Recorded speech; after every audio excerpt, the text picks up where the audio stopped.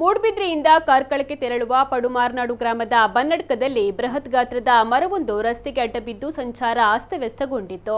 ಈಗಾಗಲೇ ಸರಣಿ ರಸ್ತೆ ಅಪಘಾತದ ಮೂಲಕ ಕುಖ್ಯಾತಿಗೆ ಒಳಗಾಗಿರುವ ಬನ್ನಡ್ಕದ ರಸ್ತೆಯಲ್ಲಿ ಬೃಹತ್ ಗಾತ್ರದ ಗೋಳಿ ಮರ ಬಿದ್ದರೂ ಕೂಡ ಅಧಿಕಾರಿಗಳು ಇದನ್ನು ತೆರವುಗೊಳಿಸದೆ ನಿರ್ಲಕ್ಷ್ಯವನ್ನು ತಾಳಿದ್ದಾರೆ ಎಂದು ಸ್ಥಳೀಯರು ಆರೋಪಿಸಿದ್ದಾರೆ.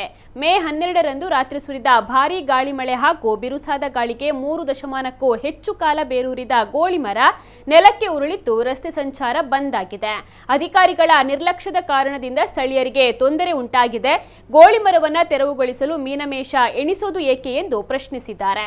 ಇನ್ನು ಮಳೆಗಾಲ ಆರಂಭಕ್ಕೆ ಮುನ್ನವೇ ಹೀಗಾದ್ರೆ ಇನ್ನು ಮಳೆಗಾಲ ಆರಂಭವಾದ ಬಳಿಕ ಪರಿಸ್ಥಿತಿ ಯಾವ ರೀತಿ ಇದ್ದೀತು ಎಂದು ಸ್ಥಳೀಯರು ಆಡಿಕೊಳ್ತಾ ಇದ್ದಾರೆ.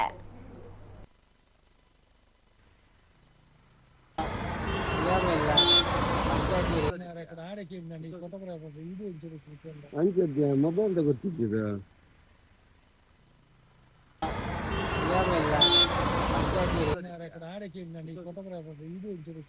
ಅಂಚದ್ಯ ಮೊಬೈಲ್ ಗೊತ್ತಿದೆ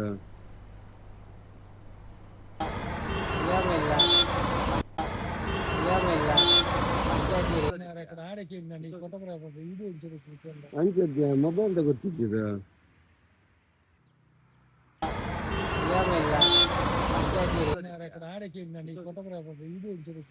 ಅಂಚದ್ಯ ಮೊಬೈಲ್ ಗೊತ್ತಿದೆ